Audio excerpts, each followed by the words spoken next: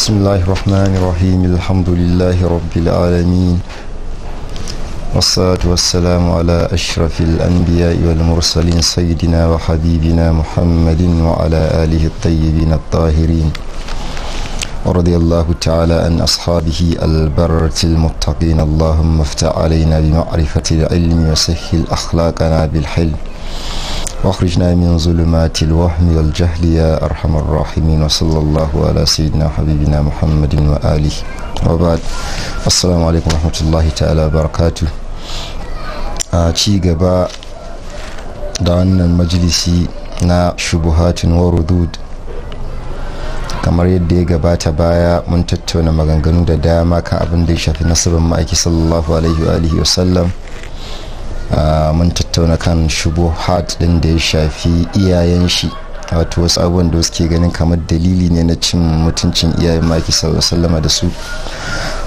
mun ba da amsa kansu daidai gwargwado. So a majalisinmu da ya gabata mun yi magana akan mushrikai wato masu botan gumuka da sauransu wanda muka faɗin ranar alkiyama za a iya samun wasu cikinsu da za su ma iya shiga aljanna farko kafin ma wani wanda shi musulmi ne ko kuma ana kiran shi musulmi. So bayan nan ne sai tambaya ya gangaro mana cewa yaya abun yake bayan Allah subhanahu wa ta'ala ya ce bai halicci mutum da aljanni sai don su bauta mishi, wayannan kuma sun tafi suna bautan wani Allah, yaya za a yi sannan a ce kuma har za yi shiga aljanna kafin wani wanda shi musulmi ne shi kuma yana bautan Allah kamar yadda mai tambayan ya ce. So wannan abu ne wanda amsar shi mai sauki ne in mun fahimci shi kan shi me ake kira kafirci, sannan me ake kira musulunci, sannan me ake kira shirka. Shi wanda ake kira musulmi shine mutumin da ya dauki ahadi wato ya dauki alkawari na cewa ya yi imani da ma'aiki sallallahu manzon Allah ne kuma ya yadda Allah ɗaya ne abin bautawa, ya yi imani da wannan da duk abin da ma'aiki sallallahu ya zo da su, wannan shi ake kira musulmi.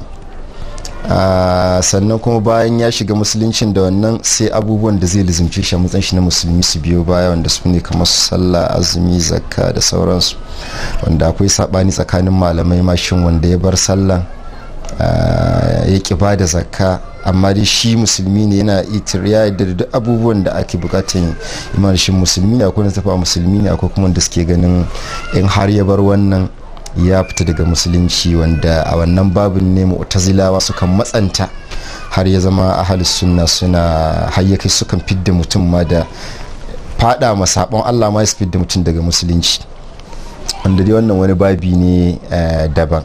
So wannan shine musulmi.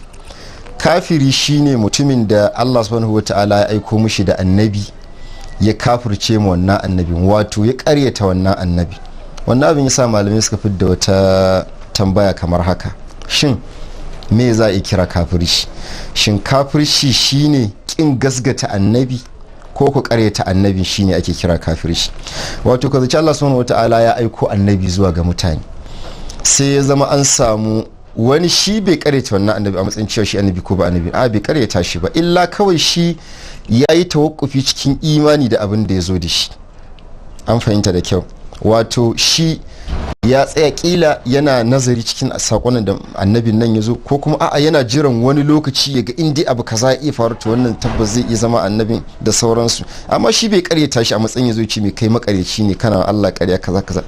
Akwai wanda suke ganin wanda ya zama haka wato shi bai gasgata annabi bane amma bai karyata shi ba, akwai wanda suke ganin wannan ba kafiri bane. Kafiri shine wanda ya karyata annabi, wato yake ganin wannan annabin abin nan da zo da shi ƙarya yake Allah bai turo shi ba. Wasu na ganin wannan shine kafir, wasu kuma suna ganin a'a kin gasgatawa ma kawai shi ake kira kafir. Shi wannan masala ne sabani tsakanin malaman usul. Wannan ta bangaren kafirci kenan. Sannan mushriki shine wanda yake bautan wani Allah, shi ake kira mushriki, wanda shi ma har maganan kalmar shirka kalma ce mai fadin gaske.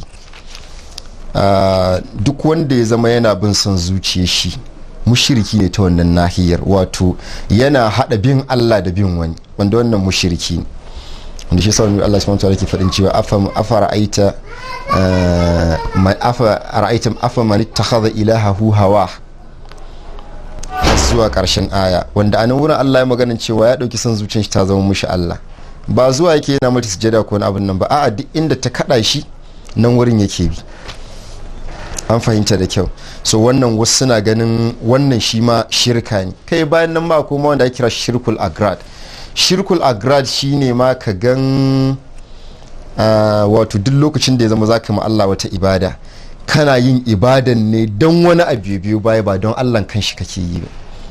Misali kana yin sallah ne kana tunanin wani abu da zai biyo bayanta, wato misali ka yi sallah ka tsaya bayanta, ai ina da addu'i yau zan yi sallah, dan addu'i na tafiya a cikin sallah, dan wannan abun ka dage kake yin salloli, kila ta bukatu ne suka taso maka, wannan shi kira shirkul agrad, ka hada ibadar Allah da wata bukatunka a ciki, shi ma wannan shirka ne a wurin. Amma wannan bai sa ka zama mushriki irin wancan mushrikin mai bautan gunki da ake.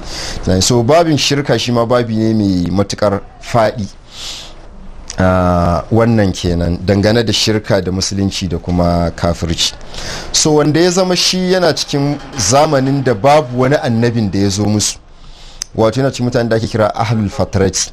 Wato ahlul fatrati su ne za mu iya kira su ne mutanen da saƙon annabin da ya riga ya zo kafin zamaninsu, wannan saƙon ya riga ya za a cewa ya rududdige, bi ma'ana an ɓadda duk wani sawun saƙon da wannan annabin ya zo da shi, ba abin da ya rage sai wasu abubuwan da ake cewa shine saƙon, alhalin ba shine ainihin saƙon ba. Illa littattafai ne an riga an baddala su, an gayyara su, idan wani abu ne da ya bari na ibadu da sauransu duk an caccanza su. Kamar kila idan ba annabin da zai zo da bautan gunki, ba annabin da zai zo da tajsimi, wato mai da Allah kamar wani jiki da yake zaune a sama, ba annabin da ya zo da wannan sakon. Amma yahudawa su suka dauki harkar tajsimi suka maida ta kamar addinin su, har ya zama wani malami yana kirta zaton Dawudi ne ko Ibn Tin, kamar da Ibn Hajar na kalta Fathul Barin shi yana faɗin cewa in ba yahude zai ce ya yi imani da wannan da ke sama, ba a yadda da musuluncin shi bai tabbata ba. Kasancewan aƙida ta tajsimi yana nufin wannan abin da suke hayyala da suka aje a sama shi yake nufi Allah, wanda Allah shi kuma laysa kamislihi shay'un. Yace amma inda wani shi ne zai faɗi haka wanda ba zargin shi tajsimi, za a iya karɓan addinin shi, wala Allah tunanin shi Allah saboda uluwi na makamin shi yana ganin kamar a sama yake, daga nan da abin da zai biyo baya sai ya biyo baya. So wannan ta wannan fuskan kenan, ba wanda zai ce annabi Musa sai ya zo musu wannan aqidar tajsimi. La, mun koma ma ga yadda annabi Musa kashe annabi Musa da Fir'auna, zamu ga sabani haka. Dan da Fir'auna ke cewa man rabbukuma ya Musa, qala rabbuna alladhi a'ta kulla shay'in khalaqahu thumma hada. Qala fama balu quruni al-ula, qala ilmuha inda rabbi fi kitabin la yadillu rabbi wa la yansa. Alladhi ja'alakum al-arda mahdan wa salakum fiha subulan wa anzalna as-sama'a ma'a fa akhraja bihi azwajan min nabatin shatta kulu wa raw an'amakum inna fi dhalika laayatin li ulil nuha minha khalaq. Har zuwa karshen abun da babu inda annabi Musa ya nuna musu cewa Allah a sama yake ko kuma Allah wani jiki. Annabi Musa yana zuwa munajati da Allah can Duru Sina ake zuwa, ba sama ake tafiya ba. Ta ina za a ce aqidan annabi Musa ne dauka Allah dora a sama, zaka tada kwata-kwata ba haka ba. Bal aqida ce ma ta Fir'auna, tunda shine yake cewa Hamana ayya Hamana ibni li sarhalla alli aqalu ila ilahi Musa wa inni la azunnuhu kaziba, saboda a tunanin shi Allah a sama yake, dan haka ai mai dogon ginin da zai hawaye je zai ittila'i zuwa ga Allah annabi Musa. To da haka su Yahuda su suka sani suka samu wannan aqidar tasu ta jisimi, kaman Larabawan da ke Maka jikoki annabi Ibrahim, kuma suna da awan bin annabi Ibrahim. Botan gumakan nan da suke da sauransu ba ta da alaka da addinin da annabi Ibrahim ya zo da shi, amma bayan addinin ya tafi ne ya riddige, duk da annabi Ibrahim ba wurin shi aka aiko su ba, an aiko shi zuwa ga mutanen Palestine ne, tunda yana Iraq. Abin da ya faru daga nan hijira ya koma Palestine, daga nan Palestine ya zo da sayyidatuna Hajaru da sayyidina Ismail Makka ya aje su a nan wurin Ka'aba, daga nan dai har jikokin annabi Ismail suka taso. So kwata-kwata sakon annabi Ibrahim ba a wurin su bane, illa kasancewan shi kakansu za su dinga intisabi zuwa ga wannan addinin. Wannan adatan haka yake. Wannan abin yasa Allah ya faɗi kan mutanen Makka bil khusus litunzira qauman ma atahum min nazirin min qablik. Da annabi Ibrahim annabi ne Allah ba zai ce ba ku musu wani mai gargadi kafin maki sallallahu alaihi wasallama ba. Haka annabi Ismail shi ma ya koshi wurin su da ake cewa Jurhum ba su bane ainihin mutane, wasu kabilu ne wanda daga baya ma dai abin da faru ma dai an nisantar da su daga Makka.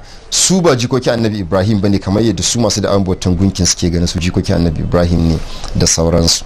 So addinin da suke akai bai da alaka da addinin annabi Ibrahim. Don haka duk wanda ya taso lokacin da ake bautan gunkin na ana kiran wannan abin shine addini, kuma babu annabin da ya zo ya gaya mashi wannan ba shine addini ba.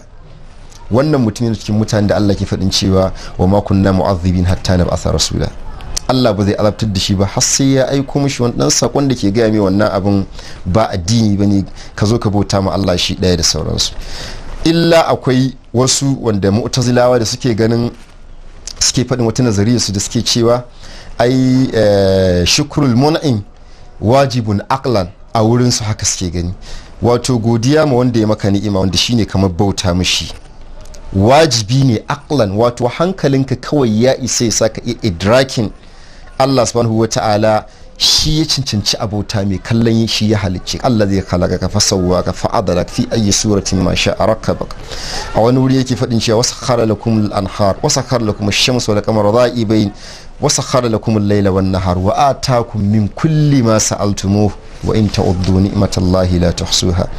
Wannan duk ni'imomin da Allah ya mana ne. To kalli wannan abin ka san ba kai kawa kanka ba.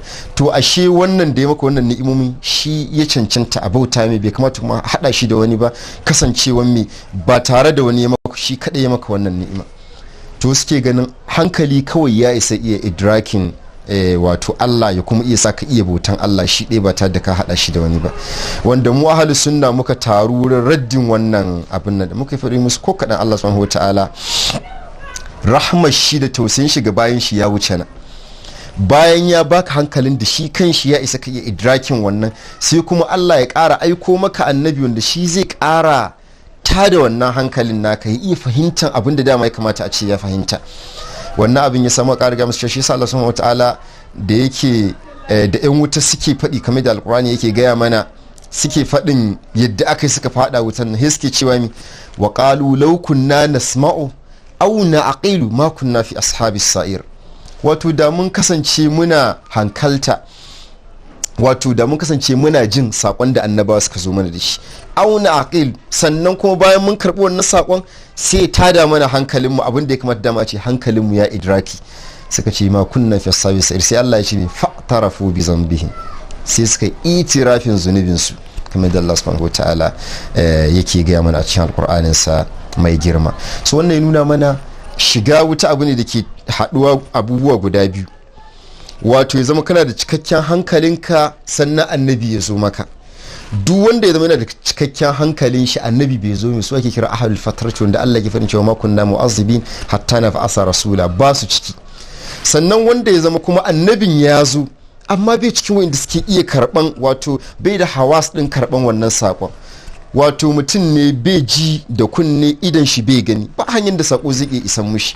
Wannan yana cikin mutanen da wasu ruwayoyi suke cewa za a yi musu imtihani, wanda wannan ruwayoyin mu kamar yadda Ibn Abdul Barri ya nuna akwai maganganu akan su, kuma bai yadda da wannan abin da ruwa ke dauke da shi ba. To mu mun firjaha wannan masabar tashi.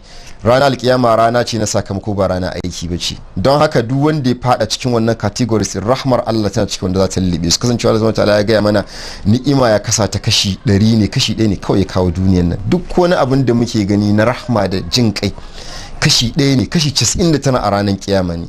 Fadin wannan rahaman ta wuce a ce za a je zuba mutane ku shiga wuta ko aljanna da sauransu. Tare da ruwayoyi akwai maganganu akan su kamar da Ibn Abdul Barri da sauran huffaz suka faɗi.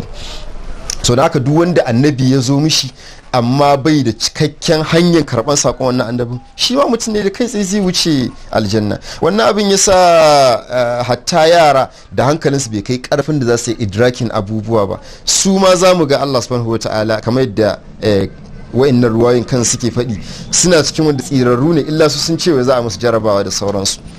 Yara da hankalinsu bai kai ba, mahaukaci wanda ya zama yana taɓin hankali, da duk wani wanda bai da ahaliyin karɓan wannan sakon yana cikin mutanen da tsira za su rana alkiyama kai tsaye. Bal abin da ya fi haka za mu gani ranar alkiyama.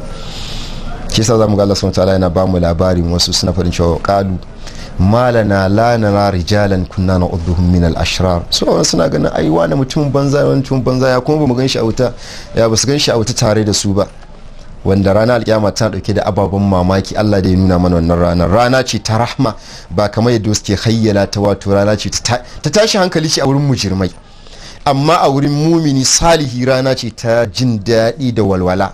bai la khawfun alaihim wala hum yahzanun la yahzunuhum al-faza'u al-akbar, haka Allah ke ta faɗi akan mumini. to da aka tashi hankalin rana alkiyama abu ne da ke fada ma mujirmai ba bayin Allah managarta ba. wannan shine dangane da tambayan da dan uwa yi, alhamdulillah daidai gwargwado wannan shine amsarta daidai gwargwado. so bayan nan baya ci gaba da karatun mun yi maganganu akan hadisin Hammad ibn Salam ya ce abiyu abaka finnari, wanda na ɗaya tun kan mu fara mu na kashe shi mun faɗi shi Imam Muslim ma kwata-kwata ya kawo hadisin ne don matsiratar da iyayen maki sallallahu ba wai da nuna suna wuta ba, illa Imam Nawawi shi ya je sa wannan unwanin. dan abin da ya kamata mu sani shine lil ilm sahih Muslim din da ke hannuwan mu, wa'annan anawin din, wato tabwibin littafin da aka yi na babu kaza babu kaza babu, ba aikin Imam Muslim bane. Imam Muslim haka ya kawo littafin shi musawwadan, wato babu tabwibi. mun fahimta da kyau, babu babi kaza ba, wannan aikin Imam Nawawi ne, wannan babin da muke gani. don haka cewan Imam Nawawi da ya ce bab bayan anna man mata alal kufri fa huwa fin nari la tanaluhu shafa'a wa la tanfa'uhu qarabatal muqarrabi. wannan magana Imam Nawawi ba magana Imam Muslim bane, abin da ya kamata mu fahimta kenan. wato sahih Muslim shine kamar wannan sahih Muslim da ke hannuna, ban san ko za a iya fidda shi ba don mai gani ya gani. ya fito dan ya fito a cikin abin nan din. wannan shine haƙiƙanin sahih Muslim, ya fito da kyau ko? wannan shine sahih Muslim. an ganin gaba ɗaya babu wani babu kaza a cikin shi. in mun koma baya haka za mu gani hadisai ne ya zubo su a zubi, babu wani babi ba wani babi. Imamun Nawawi shi yasa wannan mai wannan tafan Allah ya saka mai da alkhairi sai kokarin fidda babin a gefen a hamish na littafin, dan ya nuna maka ba ainihin aikin Imam Muslim bane. wannan babu kaza din da ya fito a nan wurin, da wannan babu kaza da nan babu kaza har zuwa aikin Imamun Nawawi ne, ba aikin Imam Muslim bane.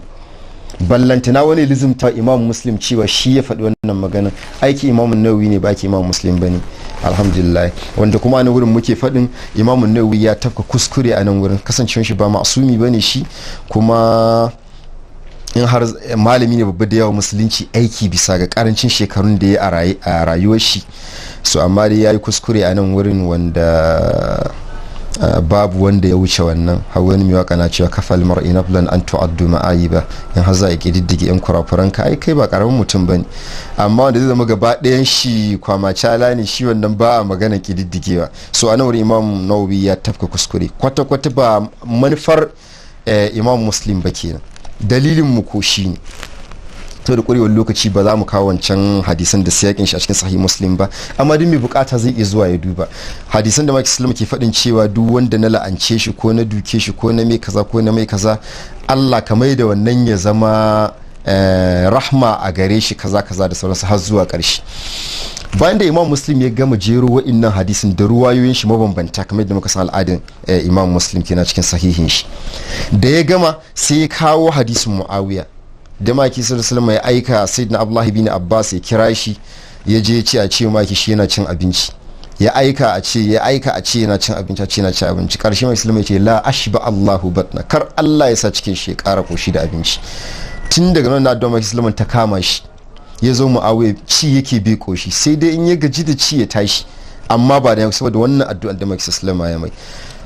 Ibn al-Athir a cikin Usdul Ghaba din shi da sauran malamai da dama na ahli sunna ya suka kan ai abinda Imam Muslim yake nufi da kawo wannan hadisin a wurin na addu'an da Maki sallallahu ya Muawiya shine wannan hadisan da ya zubo a baya na cewa duk wanda na la'ance shi ko na mai kaza ko na mai kaza ba akan haƙin shi ba, Allah ka sa ta zama mai rahama. wato anan Maki sallallahu ya Muawiya sai Imam Muslim bayan da ya gama sai kawo wannan hadisin yana nuna cewa Maki sallallahu ya Muawiya addu'a ne ba akan haƙin shi ba, a yadda suke faɗi ta dinga mai wafaka da wannan abin ba, amma mu ɗauka shi makashi Imam Muslim abin da yake nufi kenan. mun fahimta da kyau. Mu zaci abin da yake nufi kenan da kawo hadisin haka, ya kawo shi ne saboda menene ya nuna wannan addu'a an yi ta ba kan haƙƙin Muawiya bane, don haka za ta zama mishi rahama da sauran shi, wanda wannan abin yasa suke ɗaukan wannan tun daga cikin manaqib na Muawiya, wanda yana daga cikin ababen dariyan wasu daga cikin magabata. Allah ya saka musu alkhairi inda suka yi daidai. Shine aka taɓa tambayan daga cikin huffazul hadis, sunan shi ya bace mun yanzu, ake ce mu cikin almajiran shi nake tambaye shi bayan da ya kawo musu wannan hadisan ya kuma kawo hadisin Muawiya nan, sai wani ke ce mai kai yanzu zaka yi dama ki sallama ya la'anci babanka dan ta zama mishi rahama, ya ce fa buhital ladhi kafar, sai ya shiru. So wannan shine, so mu dauka hakan ne Muslim ya kawo dan wannan ne. To abin shine mu dawo mu kalli siyakin da Imam Muslim ya kawo wannan hadisin Abi Bakar finnar din, mu dauko siyakin.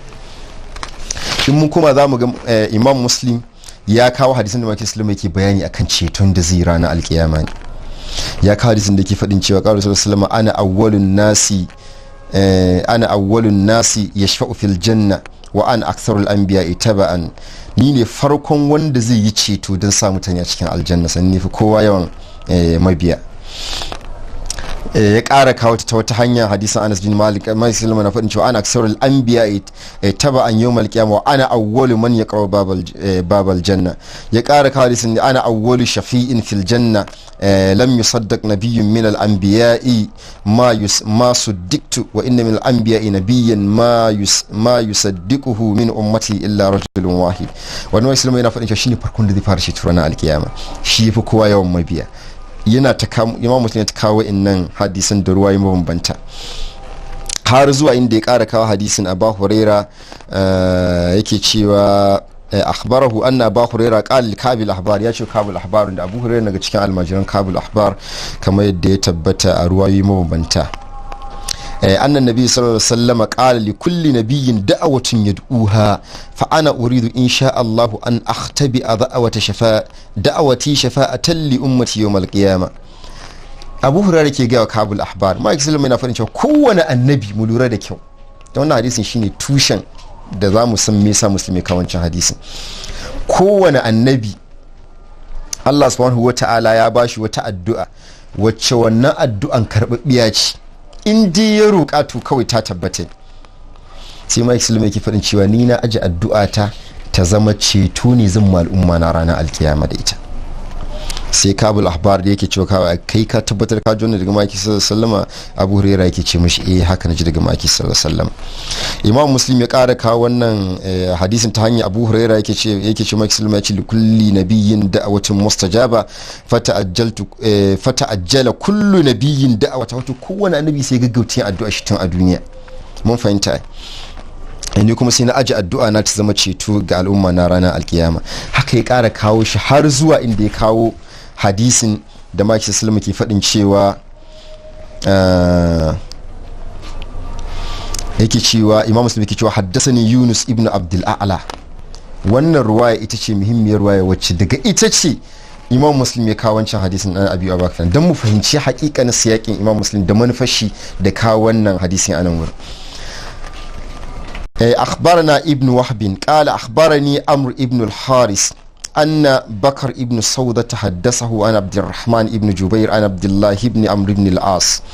عبد الله بن عمرو بن العاص صحابي يكي تشيوا أن النبي صلى الله عليه وسلم تلا قول الله عز وجل في إبراهيم يا كرنتا فدين الله دي أكان النبي إبراهيم. mun fahimta da kyau, wanda bayan mun faɗi cewa kowane annabi yana da addu'a da Allah ya bashi addu'a ce karɓaɓɓiya ya roƙa kuma duk sun roƙa a duniya ne. To bari mu ji me an kama yana faɗin zamu ji abin da annabi Ibrahim ya roƙa da sauransu. Yake cewa annabi Ibrahim yake cewa rabbi innahunna adlalna kathiran minan nas, gumaka kenan. Dan karshe yana faɗin cewa wajnubni wa baniya anna abudal asnam rabbi innahunna adlalna kathiran minan nas faman tabi'ani fa innahu minni wa man asani fa innaka ghafurur rahim. Mu lura da kyau, bai cewa yi Allah duk wanda ya bi ni ya bi, wanda bai bi ni ba ka sashi a wuta. A'a, kai mai gafara ne ko mai jin kai. Kuma mun san rana ce da Allah aji cikin kashi 99 na rahama tana ranar alkiyaman nan. Kuma bayan nan an ba addu'a ce karɓaɓɓiya da Allah ya ba wa inna annabawa. Mai Sulaiman karanta ga abin da Ibrahim ya roka. sannan ya ce fa innahu minni al'aya wa qala isa alaihi salam annabi isa shi kuma ya ce in tu'azzibhum fa innahum ibaduk wa in takfir lahum fa innaka antal azizul hakim in ka azabtar da wannan mutanen na wanda suka je suna hada ka da wani bayan ka ne amma fa in ka musu gafara kai mabuwayi ne ko mai cikakkiyar hikima a cikin gudanar da al'amuranka abinda annabi isa ya za mu ce addu'an da yake na kamar yadda ya zo a wannan ruwaya. So abin shine annabi isa da ya faɗa haka Allah subhanahu ta'ala gaba ya ce a duk wani mabiyanka da bai bauta ya haɗa saboda mu kiyaye abin da zai faru ranar kiyamar shi za ta zo da ababen mamakin da mutum bai tunani. Faɗin inna Allah la yakfir an yushrika bihi shay'a wannan qat'an haka yake saboda alqur'ani aya ce kuma take sariha a fili. Illa mu lura Allah ba cewa inna Allah la yakfir li mushrikin bihi ba la yakfir an yushraka bihi shay'a. Mu lura da kyau wanda insha Allah idan mun zo magana mai zurfi akan shirka kafirci da sauransu da kuma matsayin kristoci da kristocinmu na yanzu wanda sun taso abin da aka ba su suka kawo da ma wai shin wai da ahli kitab ma wato za su tafi haka yake ko a ahli kitabi akwai tanaji na musamman da Allah subhanahu wataala ya musu ranar alkiyama ko ko yadda ake hayyala mana a kwakwalan mu kawai ai kaza duk wuta haka yake qur'anan zamu je mu ji alqur'ani zamu jin shi sabanin abin da aka sa shi a cikin hankulan.